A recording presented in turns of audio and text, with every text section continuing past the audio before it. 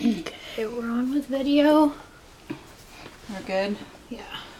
Hi, Uncle Keith. Okay. Thanks for talking to us. This is Keith Heaton, husband of Gwen Castle Heaton, and today is April 22nd, 2016. Oh my goodness.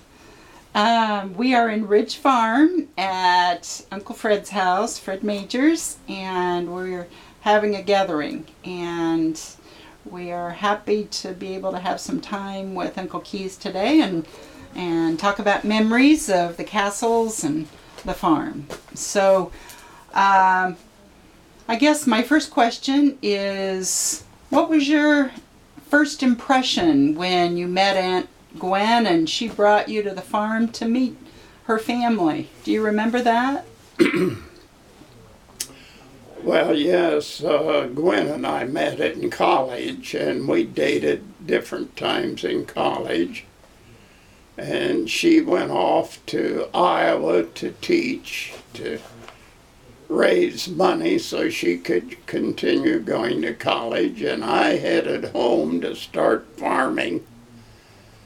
And the year or so went by, and I thought of Gwen, and at that time I was teaching veterans in agriculture. They were short of teachers, and when we came back from World War II, veterans, that was one way to raise some money. They'd start farming, and by the same token, they'd go to school. So I was teaching, so I came to up, and we were having agronomy day at the University of Illinois. So it ended up that I took a group over, and I had already made arrangements to meet Gwen again at 4-H house. Unfortunately, I didn't know that the ag teacher at Adair had gotten sick, so I ended up taking 2 carloads of veterans to Ag Day, and on the way from Ag Day that evening, I said, we're going by, I've got to stop at a place. And so I stopped at 4-H house and went in and picked up Gwen, and we went to a restaurant there in Champaign, and Yeah. we did get to eat at a different table, so That's but good. she went out to eat with about 10 fellows. Oh. So that's when we started dating again, and later she wanted me to come over and meet her parents, and How much later was that after you started dating? I would say at least 3 or 4 months. Okay. Yeah. So you made a trip over to pick Yes. her up at Champaign? And I grew up on the western side of the state, and Right. Gwen grew up on the eastern side of Uh-huh. the state, and there was a lot of difference. That was worlds away, wasn't it? Yes. Yeah, I bet. Yes. I'm sure. The eastern part of Illinois was settled and all. And Western wasn't. The western wasn't. Had you ever been to the eastern side before? No. That was the first no, time that when was you the first came. time for me. But you went to the University of Illinois, right? Yes. Yes. Okay. Yeah, I went on the GI Bill. Okay. Yeah, I knew you Yeah, were. I come home. I had wanted to go to college, but there was no money for college when I got out of high school. Yeah.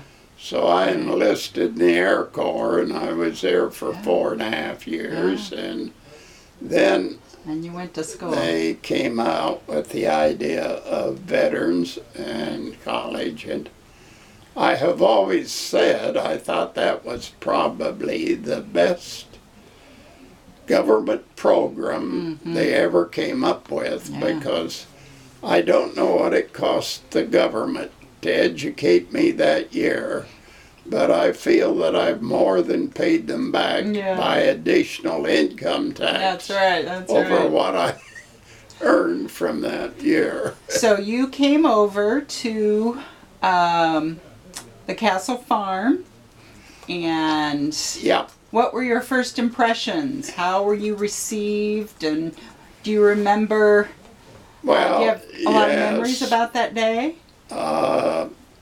You must remember it was about 3-hour drive back then with the roads that we had. Right. And I remember heading south and then turning east at Ridge Farm, and there was a car ahead of me. And I noticed it turned every place I was supposed to turn, and so it pulled in the castle barn lot. And I pulled in behind it, and I said, well, I'm surprised I didn't realize I was following a woman. And she just laughed and walked on in the house through the front door. And I got the front door. Well, she just walked in. What do you do, ring the bell? So I did. I rung the bell, and somebody I could hear in, and so I opened the door and stepped in, and there was 2 fellows sitting on the Davenport, and the others was in the dining room. And Gwen's dad come out, and he said, well, hi, Bill, how are you? And I said, no, he was probably here last night. I'm Keith. Was he referring to my dad, or was there another I Bill? don't know. They're referring to maybe somebody's date before, because there was 3 girls left, and all of them would bring dates home. Oh, that's funny. And then that night, I remember the family was all together. We were eating at a large table, and Gwen's dad said to me, well, Keith, how much land do you own? Of course he did. That's I right. said, Mr. Castle, I don't even own an automobile. And what was his response? Well, everybody roared. Yeah. As I understood it, that was kind of his pet line. Yes, it was. It was for the grandkids, too. And it was interesting. But I think the impression you couldn't help but get is there was a lot of laughter and kind of respect in the family, and yet a lot of joking and laughter, and that was the impression. And at that time, it was just the 3 older ones that were married, and it was just the rest of them had dates and all, but there was always a young group around. That was at that time. Right. Yeah. Right. Yeah. A lot of activity. What were some of your first impressions of Ruth? Maybe that day or in Well, the day Mother following? always impressed me in the fact that she could keep things in line. And to me, she was the backbone of the family. She was, she never said too much, but when she did, it had meaning. But I always was kind of amazed that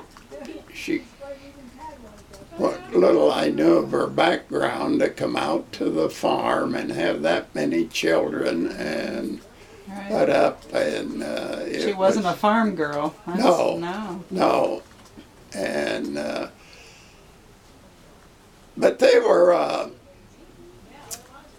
an impressive family, because I grew up in an area where there were not too many people college educated, while George and Ruth had a lot of educated, a lot of friends with a formal education.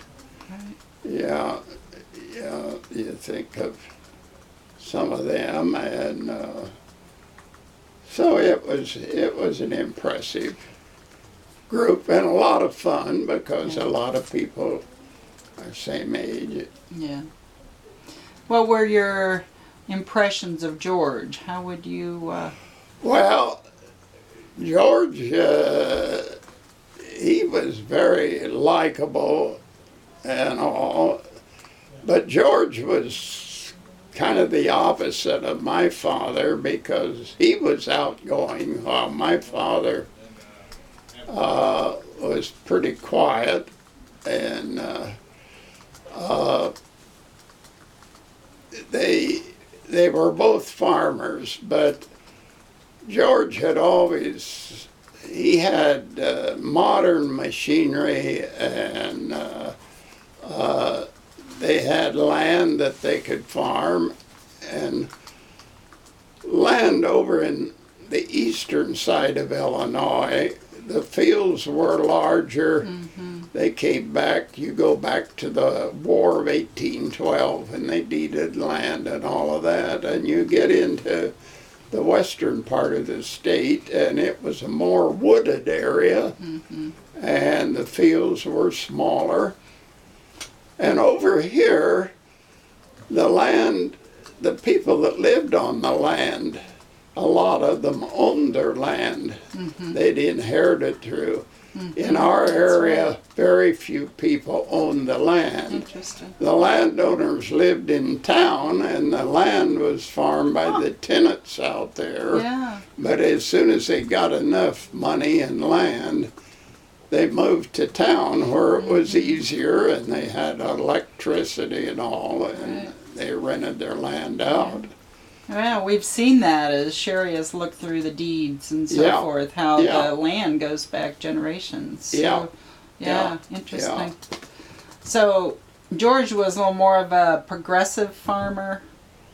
Well, are you thinking? George was progressive, yes, I'm sure, but as a livestock man and the like of that, he wasn't equal to my father.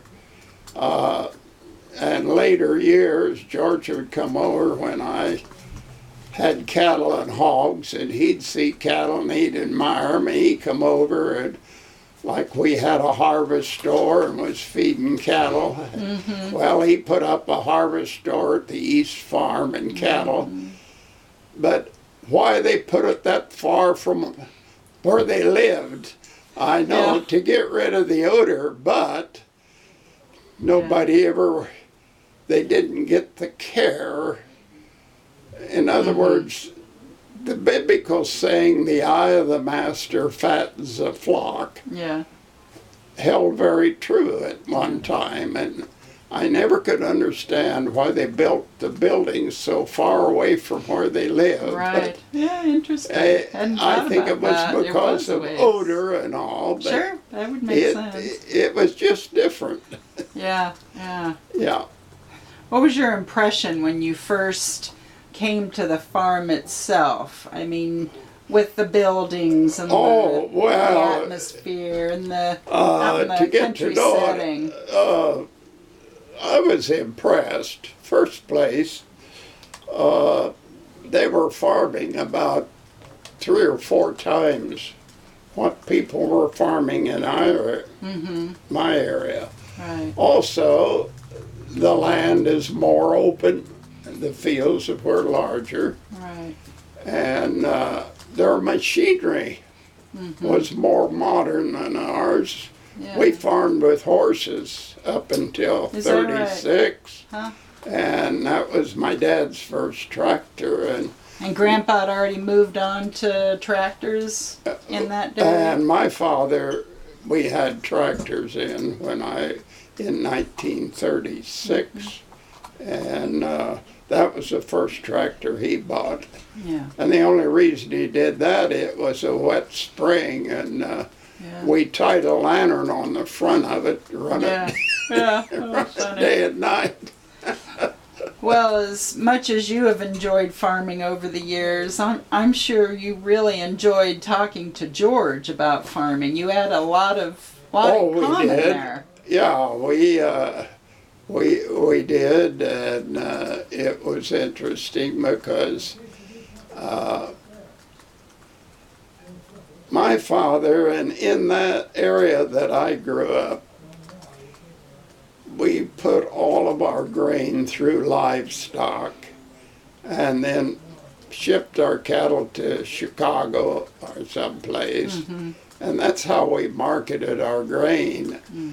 And over here, they were still able to ship out grain on the railroad and all and get rid of it. And it really wasn't till late in about the 70s when the Mississippi and the Illinois River really opened up. And then it was interesting because our area outgrew this area because we had the outlet and all and for our grain. And that was a big change took place. Back to the thinking again about the Castle family. You know, you saw it grow with all the grandchildren and the marriages after you and Aunt Gwen, and you know, I of course remember it with the 26 grandchildren. But what are some of your early memories of everyone getting together, maybe for Christmas or reunions? Yes, I think the thing that impressed me as much as anything. You never came over here, but you got a good bit of conversation on religion. I grew up where the Bible had a place on a stand, but it wasn't till about the time I was married that I don't think I was in church more than 3 or 4 times with my parents. It was a different. And in my home, religion was something you lived, but you didn't talk about it. You come over here, and they talked about it constantly. It was on their mind. It was just, and like when I got out of high school, I wanted to go to college, but there was no money for college. Over here, all the children went to college. And the old folks had an education too that was above. And they knew people who were in the, like doctors and lawyers and all. And we did not have people like that as friends that we were acquainted with. In other words, they were just a step ahead, which was pretty impressive. When you think of Dr. Wise, I always liked him, and Doc, you know, he was a dentist and all, and get around and he would visit. And so were part of your family gatherings with the Wise family and the Fletchers, and do you remember? They were there a few times. I was not too close to any of them because they were older, but I do remember one particular time we were sitting on a bench, and one was Uncle John, and I can't remember. Which John was that? Well, that's a good question. I can't tell you which John it was. That's okay. But each of the older fellows had a heart condition. One had his nitroglycerin pills in a little matchbox with a rubber band tied all around it. The other had his in a little medicine bottle with a rubber stopper in it. And they get in a big argument. I should say a big conversation, maybe. It wasn't an argument, but kidding each other if they needed a pill, who could get it the easiest. Out of the bottle or the match? And one said, "You'll never get the blankety blank stopper out." The other said, "Well, you won't get your rubber band off." And he said, "I'll just put it on the ground and tromp it that'll break that. And he said, yes, you'll tromp it right in the ground, pills and all. And that was some uncles, you think? Yeah, in the that was, castles? yeah. Okay. And they were both. Yeah. And What? then, you know, there was Aunt Lydia and those. And it was always interesting because one of them, Harold and Charlotte's boys, when she'd see them, she'd just have to hug them and give them a big kiss. And those boys would complain that was the sloppiest kiss ever. Of course. That's kids. Yeah. But it was a fun group. And you look at the old pictures, they were always dressed They were. in a suit and in their Sunday clothes. They never, I never did see them in overalls like we wore, Hats or work clothes. I mean, those are the pictures I've seen too. yeah. Yeah. And every time I saw them, they were always dressed up. Right. Yeah. You remember lots of good food? Was that a big Oh yes. central piece of gatherings? Yeah. Foods always seem to be a... I think that was typical even in my family. Oh, sure. Yeah. Whenever the big family get together, we'd get the sawhorses and the planks out, and there'd be a big long table and all, and that was... You know, I've seen a lot of pictures as I've gone through them of the family out in the front yard playing croquet. You have memories of playing games or gatherings out there in that big old front yard? Yes, that was there on that side yard. Yeah. A lot of good family. And then they were showing a picture there when we were all out there to Iowa, and I remember that, and it's interesting, you think back. But they were very involved with religion. Right. So what are your memories of, I mean, this obviously is a Quaker family. Had you had any Quaker friends or known of any Quakers were Quaker not faith? in that part. I thought they all died off with Franklin. I didn't realize they were active until I met Gwen. You came over to the eastern side. I didn't know where the Quakers was going to be like the Amish or the Mennonites. Very common because today, there's no Quakers in the western part of Illinois at that time. I'd never run across them. Right. And, you know, it was all together. Yeah. And I'm not just sure when I knew that Gwen was a Quaker. So when, do you remember your first visit to a Quaker church? Well, not really. I remember going to the one in Ridge Farm, which I'm sure we did. The one that, and later I enjoyed that. There was some of those Quaker people there, like Oliver Walthall, which we both know. He'd say, "Oh, Heaton, it's good to see you." He said, "You know, it's just good to come up on Sunday morning and see who the castle girls drag in." That was the first time you met. Oh, yeah, that was Oliver. Yeah. But, you know...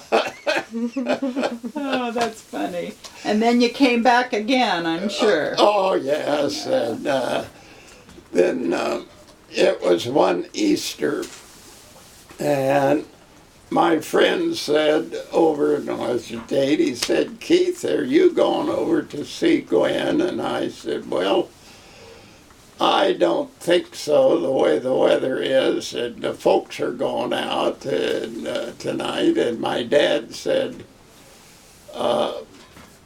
later, "Well, we'll be back in good time if you want to take the car and go."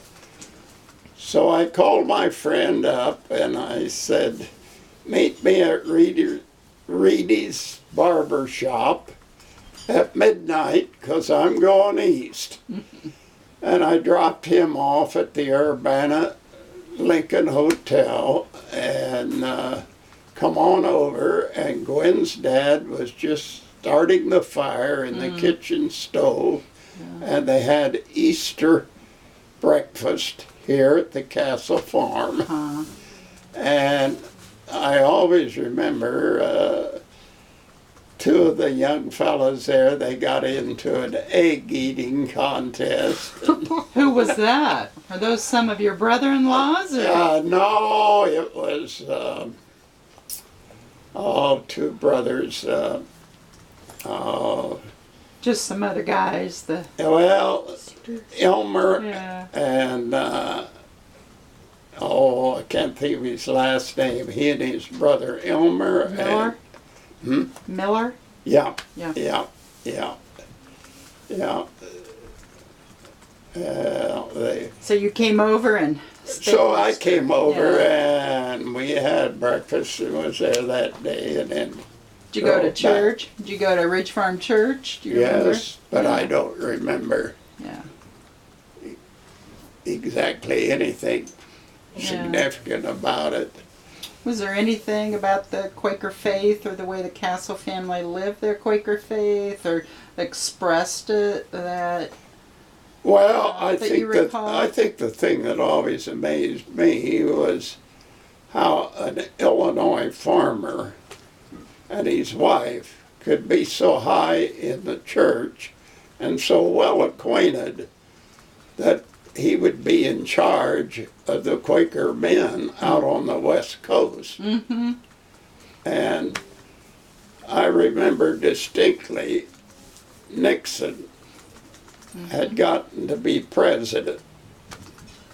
And the big controversy and the big thing, and I'm sure that Mother Castle had something to do with it, was Quakers was all overjoyed they were going to get liquor out of the White House and what all they were going to do. Huh. So I know it was discussed between George and Ruth a good bit, but he is president of National Quaker Men at that time. Right, I that said, was well, how national. did you solve that? Well, he said, the next morning he addressed the meeting and he understood their concerns, but he felt it was wrong to bring it before the group because the press would get a hold of it and either Nixon would follow with his religion or he would not follow with his religion, depending upon what they done. Right. And it would be blowed out. And so I said, well, Gramps, what happened? Yeah. He said it never come up for a vote. Is that right? And I was always more impressed with that than I think anything that you could say about at that time, because years later, Kennedy went through that, and whether or not the Pope was going to. That's true. I mean, as a position of a leader, Yeah. and that, special, I know the meeting you're talking about, it was out in Whittier in the And it was, 60s. He had to make a but stand. I thought it was the most diplomatic way of handling it, and yeah, it really shows his leadership it showed that. abilities, Yeah. and his forethought. But it was always amazing to me that, you know, because my people, you never traveled and they never got up. I mean, we were farmers. We talked farming. We lived farming. The people we associated were farming. And we did not know, we weren't on a personal basis with people, dentists and doctors and the like of that. It was just a different ball game. Yeah. Right. Yeah. Right. No, it was interesting. Well, do you have any other particular memories you'd like to tell us? I think we're about to wrap up. Do you have any questions, Emily, or anything come to mind after we've talked? No, but as I look back over the years and the changes that have taken place, I think I was so fortunate. And the fact that Gwen and I met, and I was surprised and had always glad that she had moved around enough, had gotten that she could move to the western part of the state and take over and be part of it, because we definitely were behind at one time.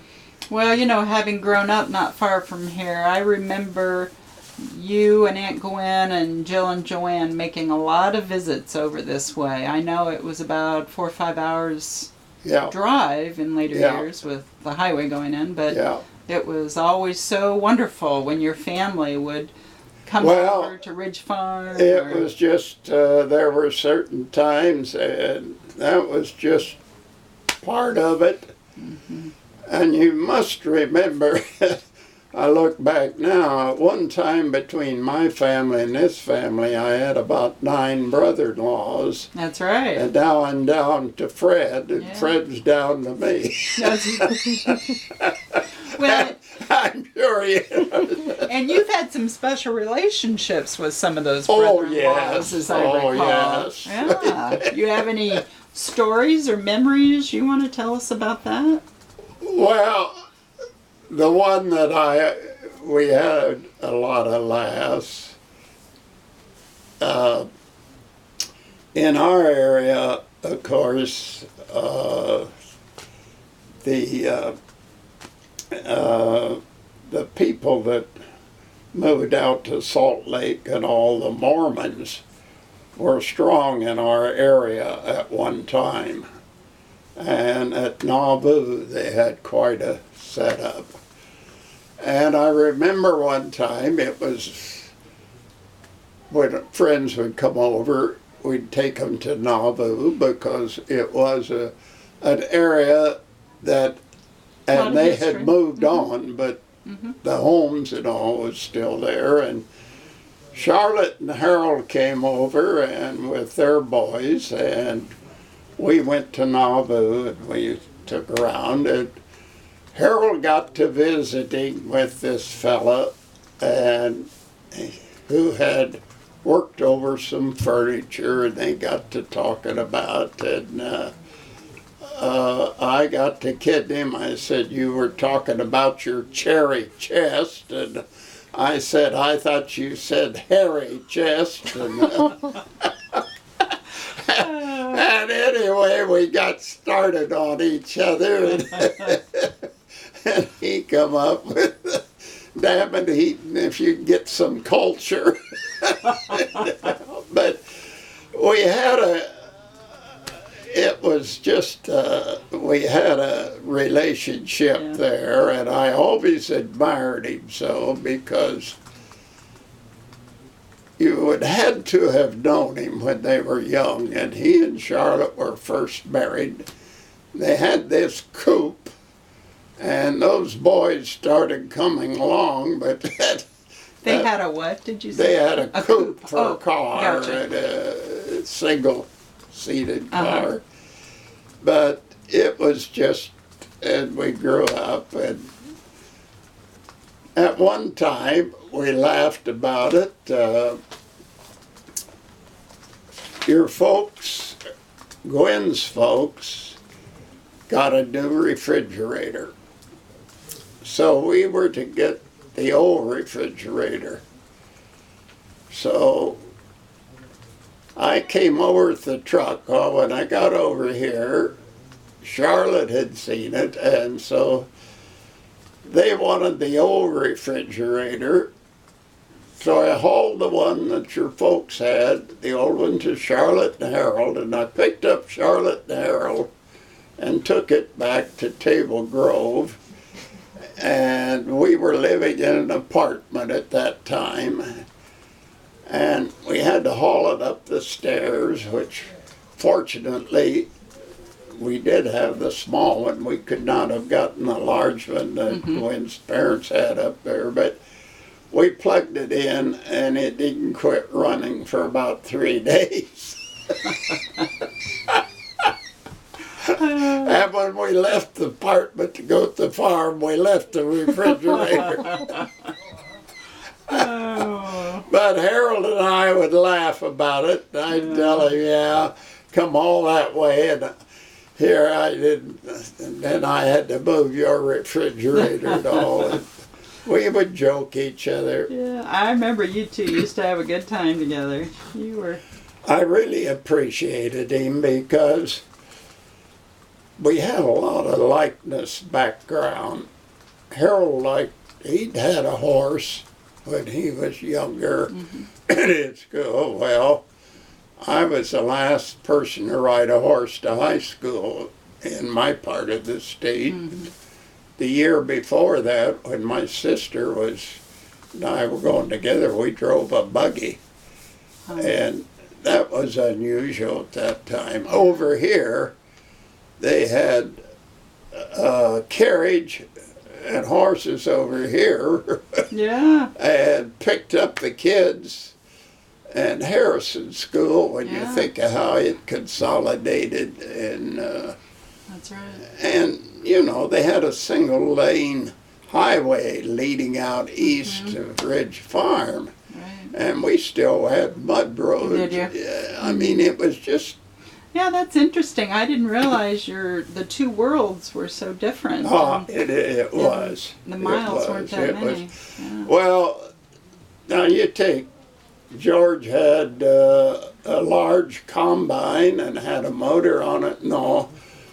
Well, nobody, there might have been one person that did custom work that had in our area, but it wasn't until small combines that were driven with the power takeoff a tractor came out that we got active in our area because they couldn't afford those larger machines. But here, farming wasn't as lucrative over there, probably. No. Did you ever come over and work the farm here? No. And help? No. Yeah. No, never did. Yeah, we were probably busy on your farm. Yeah. No, I never. The only time I ever got over here was on weekends or vacation or something. Right, no. Yeah. You were busy. Busy. Like, as I say, they had combines over here. We had thrashing runs, and we had steam engines and separators, and we had a big thrashing crew, and I used to run a bundle rack when I grew up, and that was one of my jobs. Well, first jobs, you packed water when you were a kid to the thrashers. But, I remember Mom talking about the thrashers. And then it was, but that thing, we were still involved with it when they went to combines and did away with their thrashing machines over here. Yeah. But we used it as straw stacks for our livestock and bedding, and they never had very much livestock in this area. Oh, they didn't? No. They used their land more for the farming. Yeah.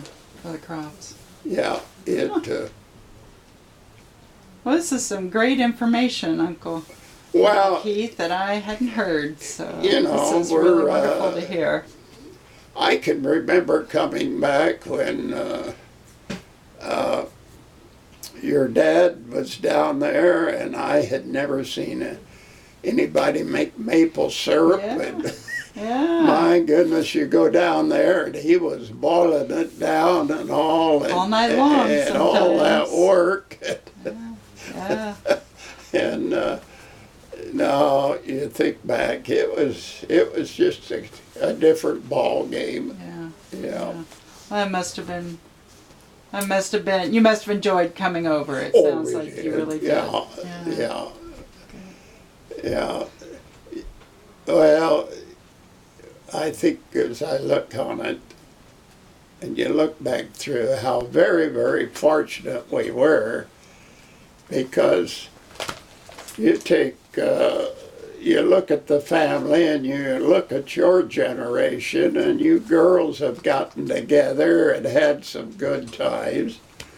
And we had kind of the joy gang to start. Right. And now you take Dave had a good friend, George Reichard.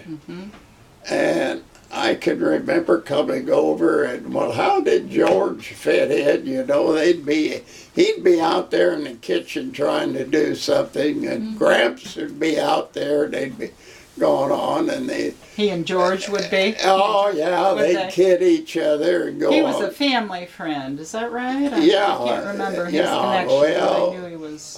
Dave kind of took interest in him, and I don't think his background, he had problems there of some sort, and later George went out there to Iowa, and I know we went to Iowa and saw him there, but when we were out there one time, but it was just, somebody was always around when you came. I mean, it was just...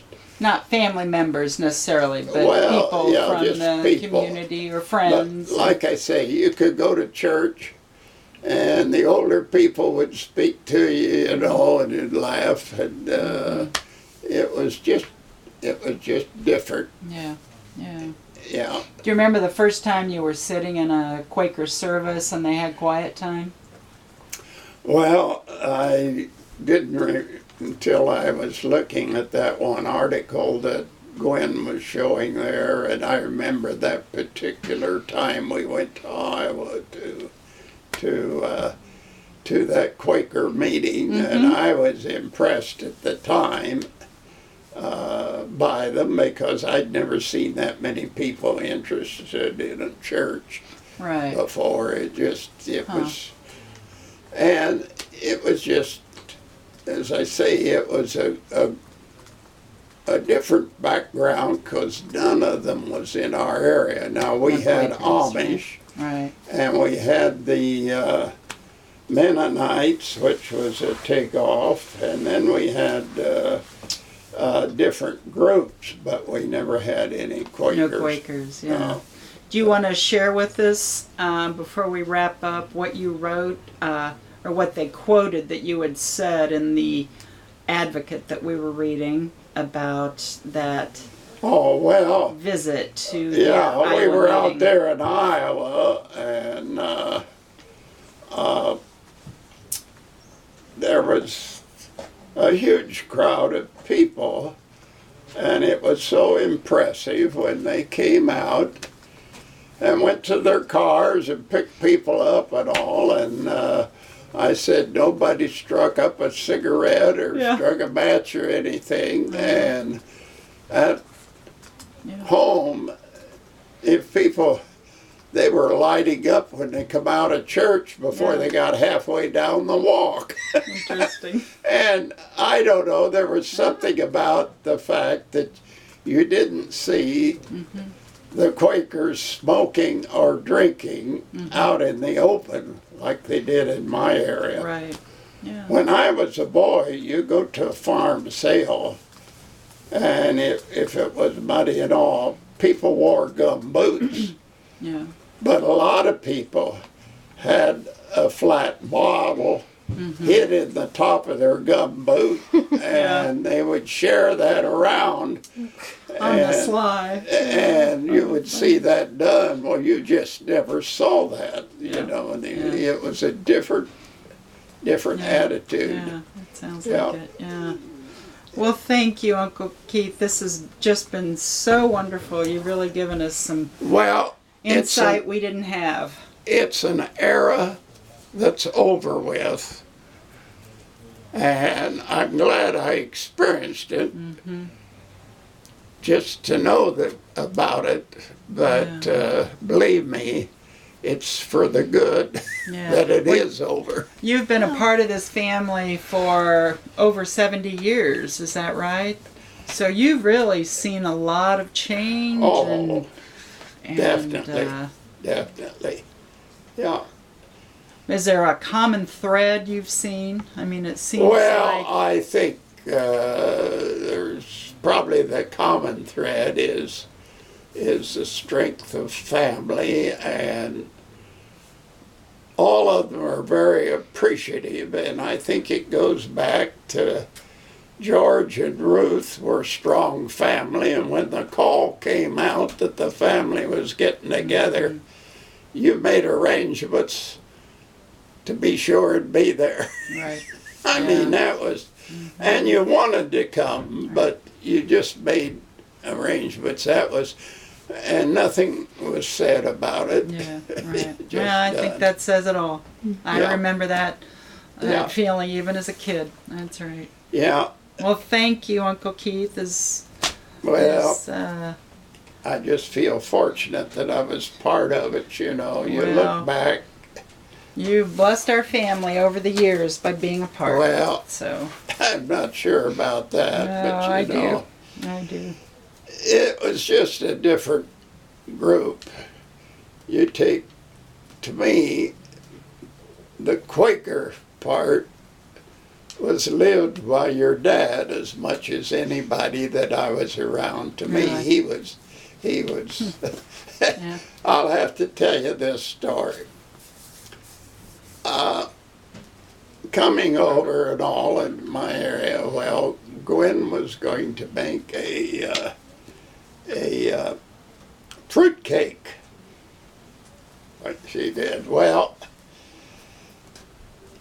you can't have fruit cake if it doesn't have an alcoholic background on it. Oh, I know where this is going. So I went to town and I bought some alcoholic beverages, and she put it on the fruit cake. And she brought it at Christmas time, and I mean, you know, then you pour whiskey and you put a cloth over it that's soaked in the fruit cake. Anyway, your dad was eating it, and he was enjoying it. It was good fruit cake. Well, then they got to, I opened up my mouth about hitting the whiskey and all. Next thing I knew, he laid it down. It went, then we all got to kidding Bill about it. But you know, I think that was typical of some of the things and how we could laugh, you know. That's right. That's right. And your generation, you know, after the folks went to town, well, you got the garage. Yeah. Oh, yeah. We got the dinner. kitchen and the living room, but you said your table was set We up have with pictures the of garage. that sitting with the heaters going. Yeah. Christmas Day. The Well, kids' table. You just got to give that generation credit, and that was the way, and they lived it. And That's right. And that was your dad. He lived that life. He didn't just talk right. it, he lived it. He lived his faith. There is no question. And I As did think- George and Ruth. Yeah, it's interesting. All right. Well, thanks again so much, Uncle Keith. Well, thank you. Glad to do it, and I'm just glad that my family could get here today and be We part are of too. this. Oh be my part of goodness. this. We are too. Yeah, we try to carry on when we can. You know, we're strung out, but transportation's pretty good in this. Yeah. So glad Jill could get you guys over here too. Yeah. So, yeah. All right.